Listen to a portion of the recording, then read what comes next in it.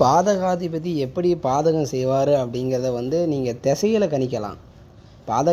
அதாவது பாதகாதிபதியினுடைய நட்சத்திர சாரத்திலிருந்து ஒரு தசை நடக்குதுன்னு வைங்களேன், கட்டாயம் பாதகம் வேலை செய்யும். ஆனால் அந்த பாதகம் உடனே வேலை செய்யுமா அப்படின்னு கேட்டிங்க அப்படின்னா இல்லை, அதுதான் இல்லை. அங்கேயும் நான் சொல்லக்கூடிய விதியை நீங்கள் கொண்டு வந்துடலாம். 3, 6, 8, 12 அப்படி இல்லை அப்படின்னா பகை நீசம் பட்ச கிரகங்களுடைய புத்திகள் 6, 8, 12 மறைஞ்ச புத்திகளுடைய பீரியடில் இந்த பாதகம் வேலை செய்யும். பாதகாதிபதி அவருடைய திசையில் தான் பாதகத்தை செய்வார் அப்படின்னு நினைக்காதீங்க. பாதகாதிபதியினுடைய நட்சத்திரத்தில் ஒரு கிரகம் இருந்து அந்த கிரகம் எந்த வீட்டில் இருக்குதுன்னு பாருங்கள், அந்த வீட்டின் வழியாக அவர் பாதகத்தை செய்ய காத்து கொண்டிருப்பார். சரி, பாதகம் எந்த வழியாக வரும் அதையும் நீங்கள் தெரிஞ்சுக்கணும். அப்போ எந்த வழியாக பாதகம் வரும் நீங்கள் தெரிஞ்சுக்கிறதுக்கு ஒவ்வொரு எந்தெந்த லக்கணத்துக்கு யார் யார் பாதகாதிபதினு உங்களுக்கு ஏற்கனவே தெரியும். இருந்தாலும் ஒரு தடவை உங்களுக்கு நான் சொல்லியிருந்தேன். சரலக்கணத்திற்கு 11ஆம் வீட்டு அதிபதி பாதகாதிபதி. அப்போ சரலக்கணம்னா கடகம், மேசம், துலாம், மகரம் இந்த 4 ராசிகளும் சரராசிகள். இந்த சரராசிக்கு 11ஆம் வீட்டு அதிபதி பாதகாதிபதி. அப்போ 11ஆம் வீட்டு அதிபதி பாதகாதிபதியாக வாராரு அப்படின்னா 11ஆம் இடம் யார்? நண்பர்கள், மூத்த சகோதரர். நண்பர்கள், மூத்த சகோதரர். இந்த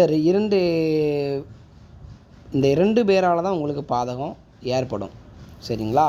சகோதரர், அதாவது சகோதரரில் மூத்த சகோதர சகோதரி, மூத்த சகோதரம், அதுக்கப்புறம் நண்பர். ஏன்னா அந்த நண்பர் அப்படின்ற ஒரு விஷயத்தை ரொம்ப கவனமாக இருந்துக்கணும். நல்ல நண்பராக தான் இருப்பாங்க. நம்மளுக்கு பேடு டைம் வரும்பொழுது என்ன பண்ணுறது, அவங்கக்கிட்ட ஏதாவது ஒரு கருத்து வேறுபாடு வரக்கூடிய சூழ்நிலைகள் உருவாகத்தான் செய்யும். அதனால் பாதகம் யார் மூலமாக வருது, யார் நமக்கு பாதகத்தை செய்ய போகிறாங்க அப்படிங்கிறது உங்களுடைய ஜாதகத்தில் பாதகாதிபதி யார், அவர் எந்த வீட்டுக்கு அதிபதி, அந்த வீட்டு ஆதிபத்திய பலன்கள் என்னென்னு பாருங்கள். அவங்களுடைய அந்த வீட்டுக்கு உடைய உறவு நிலைகள் என்ன, அவங்க மூலமாக தான் பாதகம் வேலை செய்யும். அப்போ துலாம் லக்கணத்துக்கும் மேச லக்கணத்துக்கும் 11ஆம் வீட்டு அதிபதி தான் பாதகாதிபதி. கடக லக்கணம், மகர லக்கணம் இந்த 4 சர லக்கணத்துக்கும் 11ஆம் வீட்டு அதிபதி பாதகாதிபதியாக வருவார். அப்போ இந்த 4 லக்கண ஜாதகருமே நண்பர்கள் வட்டாரத்தில் ரொம்ப கவனமாக இருக்கணும். உயிர் நண்பனாக கூட இருப்பான், ஆனால் அந்த நண்பனாலே ஒரு சில பாதகம் கட்டாயம் உங்களுக்கு நெகட்டிவான நேரங்கள் வரும் பொழுது நடக்கும். அப்போ உங்களுக்கு நெகட்டிவான நேரம்னா என்ன? ஒரு கிரகம் ராகு கேதுவோடு கூடியிருந்து அந்த கிரகத்தினுடைய புத்தி வரும் பொழுதோ, அந்த கிரகத்தினுடைய தசா புத்தி அந்தரத்திலேயோ, அல்லது ஒரு நல்ல கிரகம் 6ஆம் வீட்டில் மறைந்திருந்து அல்லது 8ஆம் வீட்டில் போய் வலிமை இழந்து மறைந்திருந்து 3, 6, 8, 12 சொல்லக்கூடிய மறைவு ஸ்தானங்களில் போய் வலிமை இழந்திருக்கும் பொழுது அந்த கிரகத்தினுடைய நேரம், அந்த பீரியட் எப்போ வருதுன்னு பாருங்கள். அப்போ உங்களுக்கு பாதகாதிபதியினுடைய அமைப்பு உங்களுக்கு நடந்துக்கிட்டு இருக்குது அப்படின்னா பாதகம் வேலை செய்யும். ஸ்திர லக்கணத்திற்கு 9ஆம் வீட்டு அதிபதி பாதகாதிபதினு சொல்லியிருக்காங்க. ஸ்திர லக்கணம்னா உங்களுக்கு ஏற்கனவே தெரிஞ்சது தான், அதையும் ஒரு தடவை சொல்லியிருந்தேன். ரிஷபம், சிம்மம், விருச்சிகம், கும்பம் இந்த மாதிரி ஸ்திர லக்கணத்திற்கு 9ஆம் வீட்டு அதிபதி பாதகாதிபதி. அப்போ 9ஆம் வீட்டு அதிபதியினுடைய திசையிலேயோ அல்லது 9ஆம் வீட்டு அதிபதியினுடைய நட்சத்திர சாரத்திலேயோ இருந்து ஒரு கிரகம் திசை நடத்துது அப்படின்னா அந்த திசையில் மோசமான புத்திகளில் அந்த சாதகருக்கு பாதகம் ஏற்படும். யாரால் பாதகம் ஏற்படும்? தந்தையாரால் பாதகம் ஏற்படலாம். ஏன்னா 9ஆம் இடம் தந்தை ஸ்தானம் தான் சொல்லியிருக்காங்க. தந்தையாரால் பாதகம் ஏற்படலாம். தந்தை வழி உறவுக்காரங்களால் பாதகம் ஏற்படலாம். அதுக்கப்புறம் வேறு என்ன, நிறையா சொத்து சேமித்து வச்சு சில பேர் வைப்பாங்க, நிறையா சேர்த்து வைக்கணும் அப்படின்னு. ஏன்னா 9ஆம் இடம் பாக்கியஸ்தானம் இல்லையா, அவங்க சேர்த்து வச்சதுனாலே ஒரு பாதகம் ஏற்படும். அதாவது சேர்த்து வச்சதுனால என்ன பாதகம் ஏற்படும் அப்படின்னு நீங்கள் யோசிக்கலாம். இப்படி தான் ஒருத்தர்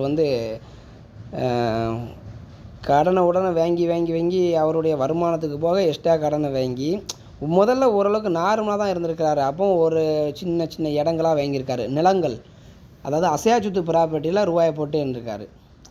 ஒரு டைமிங்கில் என்னாச்சு பார்த்தீங்க அப்படின்னா, அதுவே வந்து அவருக்கு வந்து பெரிய பிரச்சனை ஆகி போச்சு. அதாவது கொஞ்சம் கடன் ஆகி போச்சு. அந்த கடனுக்கு வட்டி கட்டிகிட்டு இருந்தார். சரி நம்மகிட்ட தான் இடம் இருக்கலாம் அப்படின்ட்டு அசையாச்சுத்து ப்ராப்பர்ட்டியில் உள்ளது வந்து அந்த ஒரு பழமொழி சொல்லுவாங்களா, மண்ணில் போட்டாலும் பொண்ணில் போட்டாலும் மண்ணில் போடுறது ரொம்ப பெஸ்ட்டு அப்படின்னு சொல்லுவாங்களா, அந்த பழமொழியை அவர் வந்து ரொம்ப ஸ்ட்ராங்காக எடுத்துக்கிட்டு எல்லா துட்டையும் வந்து நிலத்தில் அவர் ஆடு போட்டே இருந்திருக்காரு. ஒரு நேரம் வரும்போது என்னாச்சுன்னு பார்த்தீங்க அப்படின்னா, அவருக்கு வந்து அந்த இடம் விலை போக மாட்டேன்றது. அப்போது என்னாச்சுன்னு பார்த்தீங்க அப்படின்னா, அவருக்கு வந்து இடம் விலை போகலை. அதாவது வந்து அவர் எதிர்பார்த்த ரேட்டுக்கு விற்க முடியல, வாங்கி போட்டுக்கிட்டாரு. இடமும் வந்து போக மாட்டேங்குது. கடன்கார பார்ட்டிகள் நெருக்க ஆரம்பிச்சிட்டாங்க. இப்படியெல்லாம் வந்து அதாவது வந்து பாக்கியஸ்தானம் சொல்கிறோம் பார்த்திங்களா 9ஆம் இடத்தை. அதனால் எதிர்பாராத சொத்து குவிஞ்சி அதன் மூலமாக ஒரு பாதகம் ஏற்படும். ஸோ பாதகாதிபதி அவர் எந்த மூலமாக பாதகத்தை கொடுப்பார் அப்படிங்கிறத நீங்கள் தெரிஞ்சுக்கிடணும்.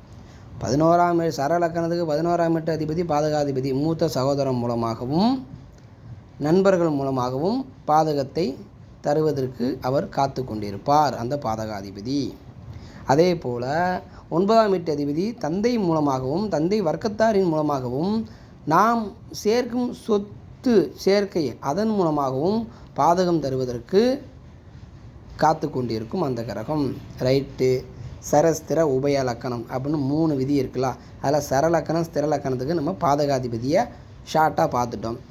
உபய இலக்கணத்துக்கு யார் பாதகாதிபதி? 7ஆம் வீட்டு அதிபதி தான் பாதகாதிபதி. அப்போ உபய இலக்கணம்னா 4 இலக்கணம், மிதுனம் கன்னி தனுசு மீனம். அப்போ அந்த உபய இலக்கணத்துக்கு 7ஆம் வீட்டு அதிபதி தான் பாதகாதிபதி. அப்போ 7ஆம் வீட்டு அதிபதியினுடைய தசையோ 7ஆம் வீட்டு அதிபதியினுடைய நட்சத்திர சாரத்திலிருந்து ஒரு தசையோ நடக்கு அப்படின்னா அந்த உபய இலக்கண ஜாதகக்காரங்களுக்கு வந்து தன் லைஃப் பார்ட்னர் மூலமாக பாதகம் ஏற்படும்.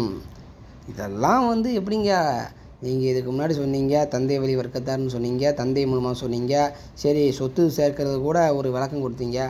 லைஃப் பார்ட்னர் மூலமாக எப்படிங்க பிரச்சனை வரும்? இதெல்லாம் ஒரு இது இல்லையா? அப்படி யார் பண்ணுவா அப்படின்னு கேட்கலாம். உலகம் ஃபுல்லாக அந்த பிரச்சனை ஏகப்பட்ட பேருக்கு நடந்துகிட்ருக்க. நியூஸ் பேப்பரில் டெய்லி படித்து பார்க்குறீங்களா? கணவன் மனைவிக்குள்ள ப்ராப்ளம் பிரச்சனை அப்படிங்கிறது வந்து எதன் ரீதியாக வருதுன்னு தெரியாது. ஆனால் பிரச்சனை இப்போலாம் வந்து எனக்கு எண்ணிலடங்காத பிரச்சனை தான். அப்போ உபய லக்கணத்திற்கு பாதகம் யார் மூலமாக வரும்? அந்த பாதகத்தை அவர் செய்ய காத்து கொண்டிருப்பார். யார் மூலமாக? மனைவி மூலமாக, அல்லது பெண் ஜாதகமாக இருந்தால் கணவன் மூலமாக. இவர்களின் மூலமாகத்தான் வந்து பாதகம் இருக்கும். பாதகாதிபதி எப்போ வாராரு, அவருடைய பீரியட் எப்படின்னு பாருங்கள். அல்லது அந்த பாதகாதிபதியினுடைய நட்சத்திரத்திலேருந்து ஒரு தசை நடத்துன்னு சொன்னோம்லா. இந்த விதியை நான் சொல்லிகிட்டே வரேன். இந்த விதி நிறைய பேருக்கு புரியாது. இப்போ உதாரணத்துக்கு ஒன்று சொல்கிறேன். ஒரு துலாம் லக்கணம், சரிங்களா? துலாம் லக்கணத்திற்கு 11ஆம் வீட்டு அதிபதி பாதகாதிபதி சூரியன். அவருடைய சூரியனுடைய நட்சத்திரமான 3 நட்சத்திரம் கார்த்திகை, உத்திரம், உத்திராடம். அப்போது இந்த சூரியனுடைய நட்சத்திரத்திலேருந்து ஒரு கிரகம் தசை நடத்துன்னு வச்சுக்கோங்க. துலாம் லக்கணம் ராகு தசை நடக்குன்னு வச்சுக்கோங்க. துலாம் லக்கணத்திற்கு ராகு வந்து மகர ராசியில் இருக்கிறாரு, உத்திராடம் நட்சத்திரத்தில் இருக்கிறாரு. மகர ராசியில் உத்திராடம் நட்சத்திரத்தில் ராகு இருந்து தசை நடத்திட்டு இருக்காருன்னு வச்சுக்கிடுவோம், சரிங்களா? உத்திராடம் நட்சத்திரம் சூரியனுடைய நட்சத்திரம். இப்போ அந்த ராகு சூரியனுடைய நட்சத்திரத்தில் இருந்ததுனால கட்டாயம் பாதகத்தை செய்வார். இந்த ஒரு விதி நம்ம எடுத்து வச்சுக்கிட்டோம். ஆனால் அந்த பாதகம் எப்போ வேலை செய்யும் அப்படின்னு கேட்டிங்கன்னா, ராகு திசையில் ராகு புத்தி, வேலை புத்தி, சனி புத்தி, புதன் புத்தி அப்படின்னு 9 புத்தி உள்ளே இருக்குது பார்த்தீங்களா? அந்த புத்தியில் மோசமான புத்தி எப்போ அப்படிங்கிறத நம்ம ஜாதகத்தில் பார்த்துக்கணும். மோசமான புத்தி தான் என்ன? பகை நீசம் பெற்ற கிரகங்களுடைய பீரியட் எப்போ வருதுன்னு பாருங்கள். அல்லது 6, 8, 12 மறைஞ்ச கிரகங்களுடைய பீரியட் எப்போ வருதுன்னு பாருங்கள். அல்லது கிரக யுத்தத்தில் தோற்ற கிரகத்தினுடைய நேரம் எப்போ வருதுன்னு பாருங்கள். சனி செவ்வாயினுடைய பார்வை பெற்ற கிரகங்களுடைய தசா புத்தி எப்போ வருதுன்னு பாருங்கள்.